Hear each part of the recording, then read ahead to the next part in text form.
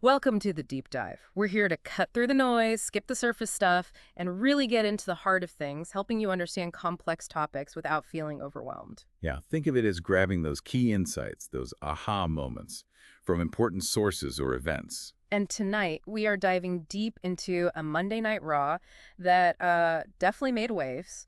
The one right after WrestleMania 41, April 21st, 2025. Oh yeah, that episode, it was intense. Storylines just blew up. We had some huge returns, and the whole power dynamic in wrestling felt like it shifted overnight. Exactly. So our mission here is to unpack all that. Not just recap, but really analyze it, using some philosophical ideas. Right. We're talking Western thought Greeks, maybe some Nietzsche existentialism, but also Eastern perspectives like Taoism, Confucianism maybe, Yeah. and critical lenses too, like looking at power structures. It sounds academic, but it's really about understanding the characters, their motivations, the psychology, and honestly, these ideas pop up everywhere, right? Leadership, competition, how people chase success. For sure. Surprisingly relevant. So we'll hit all the big moments, Cena's big speech and Orton's very direct reply. The whole situation with Becky Lynch and the women's tag titles, that was something. Rusev showing up, the chaos around IYO SKY's title. That incredible G Uso segment with Sammy and Jimmy. Wow. Can't forget Gunther losing it on the commentators. Mhm. Dominic keeping his title, Judgment Day style. And that ending. Rollins, Heyman, Punk, Reigns, Breaker. Just total Where madness. would we even start? I guess the beginning. Cena. Right. Cena comes out, new undisputed champion, black screen intro, calls himself the greatest of all time, the 17-time, the last real champion. It was quite the entrance. Very stark.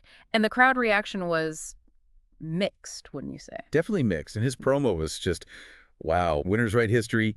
He immediately went after the crowd, called them lowlife, demanded apologies for backing Cody Rhodes before. Yeah, he was really leaning into this antagonistic role, dismissing their past support, basically telling them they betrayed him. And the 36 dates thing, counting down the days until he takes the last real undisputed championship home. Like he's doing everyone a favor by being there. It's fascinating. That winners write history line immediately brings postmodernism to mind, you know? The Sure. idea that objective truth is maybe less important than the narrative created by those in power. So he's trying to force his version of reality onto everyone, that he's the only champion that matters. Kind of, yeah. He's deconstructing Cody's whole heroic journey, pointing out how fickle audience support can seem. He's writing his history right there. But then, RKO. It's Yeah. like that. Yeah, Randy Orton, crowd went absolutely insane. Orton just standing there holding the title, like completely shattering Cena's monologue. It's a perfect example of Nietzsche's will to power, maybe. Hmm. Orton didn't argue, he didn't debate, he just acted, overcame resistance with pure, decisive force. It cut right through Cena's whole manipulative strategy. Yeah, totally. And Cena was being manipulative, right? The Yeah. insults, the countdown. It felt very Machiavellian. Yeah, so Well, Machiavelli talked about how it might be better for a ruler to be feared than loved. Cena was certainly cultivating that fear, that authority. And the 36 dates, pure scarcity tactic. Make something seem rare, and you increase its perceived value. Control the narrative. like companies do with limited editions. Exactly. It's a classic culture industry moves, as thinkers like Adorno might say. Create artificial demand. But did Cena seem fully in control? He seemed so hung up on the crowd's reaction, even while insulting them. That's a great point. It ties into the Sartre's idea of the look. We're always aware of how others see us. Cena was desperately trying to control that perception, define the audience first, but his need for their reaction, even a negative one, showed his dependence on their gaze. And Orton just erased it. Erased it with an RKO. It showed the limits of trying to control perception through words alone when faced with brute force. It's a huge shift from hustle, loyalty, respect. That felt almost Kantian, like based on principles. You could argue that, yeah, duty, maybe universal rules, this new Cena. It's all about power. Will maybe standing beyond good and evil, like Nietzsche's master morality, though his need to put down the crowd might hint at some underlying resentment too. Not quite true mastery, perhaps. So what's the takeaway from just this opening segment? It's about narrative control, how leaders, brands, politicians, wrestlers, they all try to shape the story, but also how direct action can disrupt that. And it makes you think, doesn't it? How much do we let the crowd external opinions dictate our own actions? Okay, let's shift gears. The women's tag team titles. Lynch and Valkyria versus Morgan and Rodriguez. A WrestleMania rematch. Right, fast-paced match, lots of action. Morgan and Rodriguez get the win back after isolating Valkyria. Standard enough until after the bell. Yeah, that was the shocker. Becky Lynch looks concerned for Lyra at first, then just clotheslines her, turns on her completely. Brutal. Blaming Valkyrie for the loss, punching her repeatedly, 3 manhandle slams, and the crowd reaction was wild. Started with boos, then Becky. Chance even one more time. Total betrayal. What's going on there philosophically? It feels like the opposite of teamwork. It really clashes with something like the feminist ethics of care, which values relationships, support, shared responsibility. Lynch basically threw all that out the window. For individual gains. Seems like it. She prioritized her own status, blamed her partner instead of sharing the failure. Valkyria becomes the abandoned one, the one who wasn't cared for in that partnership. Is that like avoiding responsibility? You could see it through Sartre's lens as bad faith. Blaming Valkyria allows Lynch to avoid confronting her own role in the loss, her own vulnerability. She clings to the man persona instead of facing the reality of defeat. The aggression felt very personal, very pointed. Definitely. That links back to Nietzsche, again, maybe resentment, channeling the frustration of losing into hostility. And is absolutely an assertion of her will to power, reclaiming dominance even without the title. So it's just purely self-serving. From a utilitarian standpoint, you could argue she acted to maximize her own future utility, disregarding the harm to Valkyria. And if you think about Aristotle's virtues, well, loyalty, temperance, friendship seem pretty absent there, right? Lots of vices on display. It really makes you think about team dynamics, like everywhere. Wow. When things go wrong, does blame get assigned or is it shared? Exactly. How is failure handled? And it's fascinating, it's sometimes uncomfortable how forceful, even ruthless actions can command attention, even respect from some corners. That audience reaction shift was really telling. How do you handle failure in a team setting? That's a tough question. Okay, moving on. The New Day. They come out as the New World Tag Team Champions, very arrogant, dismissing the War Raiders, getting booed. Yeah, they were laying it on thick. Then Alpha Academy Otis, Tozawa, Maxine Dupree interrupt. Right, and they had a point, didn't they? They beat New Day in like 60 seconds recently. They did. So the challenge for the titles, crowds behind them. New Day's basically like, nah. And just when you think it's going to be trash talk, lights out. Rusev, massive surprise return. Crowd goes nuts chanting Rusev Day. New Day retreats immediately. And Rusev just annihilates Alpha Academy. Foul-away slam on Tozawa, kicks to Otis, locks in the accolade. And holds it for ages. Referees trying to stop him. Just pure dominance. So New Day's arrogance kind of backfired instantly. Big time. From a Confucian perspective, they showed a real lack of humility, lack of respect for potential challengers. They disrupted the harmony. Rusev's return just shattered their whole posture. It feels like a cycle, right? New champs, immediate threat. Classic Hegelian dialectic, maybe? New Day's reign is the thesis. Alpha Academy's challenge and Rusev's violent return are the antithesis. And the result is this new, unstable situation, this synthesis. Rusev just ignored all the usual rules of engagement. He really did. Yeah. If you think about Nietzsche's master-slave morality, New Day were trying to be masters. Alpha Academy were appealing to fairness, like a slave morality argument. We beat you. Rusev just bulldozed both with raw will of power. They looked completely shocked. No one saw it coming. Which highlights a lack of, maybe, stoic acceptance. They were totally thrown off by the unexpected. Rusev, though aggressive, was focused. Alpha Academy used pragmatism. We beat you before, so we should get a shot. Rusev's pragmatism was just violence as the quickest way back into the picture. His return felt real, like it broke the storyline. In a postmodern sense, yeah. It was like an eruption of the real audience desire, nostalgia perhaps, disrupting the tidy narrative New Day was trying to build. It completely destabilized things. What's the lesson there? Don't get complacent. Pretty much. Power based just on holding the belts is fragile. You have to watch out for known rivals and the curveballs you never see coming. Success can breed complacency, and that's dangerous. How do you guard against that when things are going well? Okay, Women's World Championship scene. IYO, SKY is celebrating, calls herself the best. Then NXT Women's Champion Stephanie Vacker comes out. Respectful challenge, non-title matches made, good stuff. But the match gets cut short. Roxanne Perez from NXT attacks SKY, DQ. And then immediately, Julia, the new signing everyone's talking about, attacks Vacker. Chaos. And just when you think it can't get wilder, Rhea Ripley returns. Right. Ripley comes down, deals with Perez, has this intense stare down with Julia, who actually backs off and then confronts SKY, gives the title back, but makes it clear, I'm coming for it. So many moving parts. What's the thread here? Well, The SKY-Vacker match started with Aristotelian arete, that pursuit of excellence in wrestling. But then it devolved. Ripley's intervention seems like restoring order, but her motive is clearly self-interest getting her title back. Those stare-downs felt huge. Ripley looking at Julia, then at SKY. Classic Sartre's The Look again, asserting subjectivity, trying not to be objectified, but also objectifying others. Ripley's gaze basically turned SKY into her target. Everyone wants to be the top woman. It's pure Nietzschean will to power. The Yagan, the struggle. SKY is the champ. Vacker challenges. Perez and Julia disrupt with violence. Ripley asserts her dominance over everyone. It uses those clear lines, right? Champ challenger, Raw NXT, established newcomer. Exactly. That's structuralism, using binary oppositions to create meaning. And from a game theory view, Perez and Julia made strategic plays to insert themselves, while Ripley made a calculated move to clear the field and position herself as the primary challenger. So it's like a whole ecosystem of competition. Precisely. Established powers facing challenges from within the system, from outside disruptors, and from returning forces.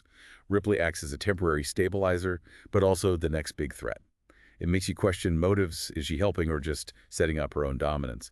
How do you figure out true intentions in cutthroat environments? Let's switch to something really emotional. Main event. Jey Uso, new World Heavyweight Champion, the entrance, the yeet chants, you deserve it. It was powerful. It really was. Jey's promo felt so genuine, talking about his journey, finally breaking free, his commitment, just pure emotion. And then Sami Zayn returns. Huge pop, massive hug with Jey, Sami Uso chants. So much history there. Sami's speech, voice cracking, saying he regretted missing parts of Jey's rise, but he was so proud. You are my brother. Just incredible connection. But then Jimmy Uso shows up. The mood shifts instantly. Yeah, massive tension because of the whole bloodline saga. But Jimmy actually joins the celebration. Yeah. Raises Jey's arms with Sami. They all pose together, but it feels fragile. G and Sami felt so real, so authentic. Absolutely. Existentialism shines here. Jey's authentic self defined outside the bloodline, Sami's genuine emotion. Jimmy, well, his presence raises questions of authenticity, maybe even bad faith. Can we trust this change? It's the burden of interpreting the other. Their bond feels central. The brotherhood. Definitely. Confucian ideas of brotherhood, 2T, Sami's loyalty, Zong, the importance of their shared history, Guangxi. Jimmy's presence, though, potentially disrupts the harmony. Yeah. It's also a great example of the ethics of care, that relationship between Jean and Sami is the core value. It's like their connection worked where the bloodline failed. You can see it.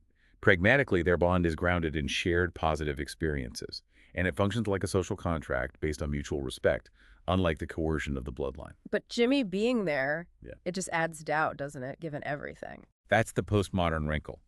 It introduces uncertainty. Can we take this surface appearance, the happy reunion, at face value after so much betrayal? It destabilizes the meaning. It's a powerful moment about reconciliation, but also vigilance. How do you rebuild trust after something like that? It's huge. It really is. Yeah. A complex, emotional core to the show. Then, a total mood shift again. Gunther confronting Michael Cole and Pat McAfee. He was furious about the commentary on his WrestleMania loss, specifically tapping out. Yeah, this was ugly. Started with yelling, swatting headsets, shoving McAfee.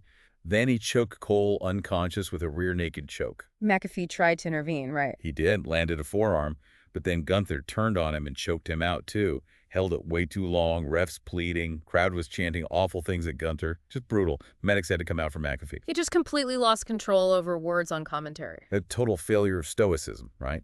Consumed by rage, humiliation, reacting violently to external factors, words that he couldn't control. No self-mastery, no acceptance. It felt like pure power assertion, silencing critics. A very direct, if distorted, display of Nietzschean will to power, maybe a twisted form of master morality, but definitely fueled by resentment over the loss and how it was framed. Attacking the guys who tell the story. That's a key point from critical theory. Yeah. He's attacking the narrators, rejecting their power to frame his reality. It's a violent refusal of their discourse. It's just wrong.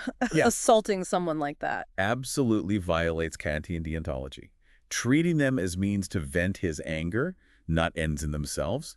Totally disregarded any rules or authority, like a Hobbesian state of nature, pure force. It's almost like he was attacking the idea of commentary itself. You can see it that way, yeah. A postmodern attack on the perceived voice of truth, highlighting that even observers are part of power dynamics and their truth can be violently contested. Foucault would have things to say here. It's disturbing. What's the takeaway? Pride is dangerous. Definitely. The destructive potential of not being able to handle failure, manage ego, reacting to criticism with violence, a massive leadership failure. And it blurs that line.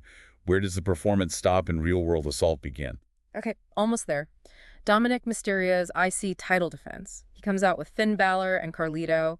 Still gets cheered, interestingly. Yeah, Dirty Dom has this strange charisma. He's facing Penta El Zero Miedo. Predictably, Judgment Day gets involved. JD McDonough shoves Penta off the top while Carlito distracts the ref. Exactly. Dom hits the 619, frog splash, retains the title. Judgment Day celebrates on the ramp, joined by Liv Morgan and Raquel Rodriguez. Faction looking strong. But Finn Balor didn't look thrilled. That was noticeable, yeah. A little hint of internal tension, maybe. So the win was pure strategy, not really earned. Textbook Machiavellianism, the end keeping the title. Faction power justifies the means cheating. Utilitarianism for the group, maybe. The interference benefits the Judgment Day's overall standing, even if it's unfair to Penta. It's a strategic move in their game. Definitely game theory in action. But for Dominic himself, maybe it's existential bad faith again, relying on others, avoiding the authentic test of being champion on his own. And Balor's look hints at trouble. Could be. Undermining that Confucian harmony? Within the group. Even successful teams can have internal friction if the methods aren't respected by everyone. Does the end always justify the means for a team? Which brings us to the final segment, absolute mayhem. Seth Rollins enters with Paul Heyman, matching suits. Huge shock right there. Rollins calls himself a revolutionary, says he took Heyman from Roman Reigns. Then CM Punk interrupts. And they just start brawling immediately. Punk gets the upper hand. But Heyman confronts Punk, distracting him. Rollins recovers, eye rake, stomp on Punk. Heyman standing over Punk, crowds chanting, "We want Roman!" And just as Heyman starts talking, Roman Reigns' music hits. Massive reaction. Reigns hits the ring, spears Rollins. Heyman looks stunned. Then Reigns Superman punches Heyman. unbelievable. But then, Braun Breaker. Total shocker. Main roster debut. Spears Reigns. Rollins embraces Breaker. They were in it together. Breaker then spears Punk on the outside. It's just total chaos. Breaker puts Reigns through the barricade. Yep, rolls him back in. Rollins hits another stomp on Punk, then tells Reigns the future runs through him before stomping Reigns too. And the show ends with Heyman posing with Rollins and Breaker. What just happened? Pure, unadulterated Machiavellian power plays. Alliances mean nothing. Loyalty is dead. Heyman is the ultimate pragmatist. Rollins the cunning architect. Breaker the raw force. Everyone just wants to be on top. It's Nietzsche's will to power cranked up to 11. Constant struggle. Puragon. Breaker is the blonde beast unleashed. Nothing makes sense anymore. Who's with who? That's postmodernism in action. Right. Radical deconstruction of narratives. Loyalties shattered. Punk, Heyman, Reigns, Simon. Truth is fluid. Reality is unstable. Grand narratives collapse. Is this just manufacturing the next big thing? You could see it through critical theory lens, yes. The culture industry, creating drama, anointing Breaker, keeping the star system going. Heyman is an agent of that system. It was like watching alliances form and break in seconds. Wrapped in Hegelian dialectic, thesis, antithesis, synthesis, over and over. Or even accelerationism, using intense destructive speed to tear down the old order and usher in something volatile and new. Any idea of a social contract is gone. It's back to a state of nature where only power matters. It reminds you of corporate takeovers, political coups, just ruthless ambition. Exactly. Shifting alliances, betrayal, disruption. Heyman is the embodiment of pure strategic survival, always moving towards perceived strength. Power follows power. Wow. So wrapping this whole deep dive up, that was one raw episode. We really covered a lot of ground, didn't we? From Nietzschean power struggles and Machiavellian tactics. Two postmodern narrative shifts, ethics of care versus individualism. Stoic failures, existential authenticity and bad faith. Critical looks at the industry. Confucian harmony and disruption, Hegelian change, even accelerationism, and the breakdown of social contracts. It just shows how something like professional wrestling, in its heightened performative way, stages these really fundamental human conflicts and philosophical questions. It really does. And maybe the takeaway for you listening is to try using some of these lenses yourself. Yeah, look at the stories around you. News, politics, work, even relationships. Ask, who's telling this story? What values are being pushed? What power structures are hidden? And how can you navigate it all authentically? How do you choose your values when narratives are competing all around you? Because maybe the grandest stage for all this thought isn't a wrestling ring. It's the world itself. Keep questioning, keep analyzing. Thanks for taking this deep dive with us.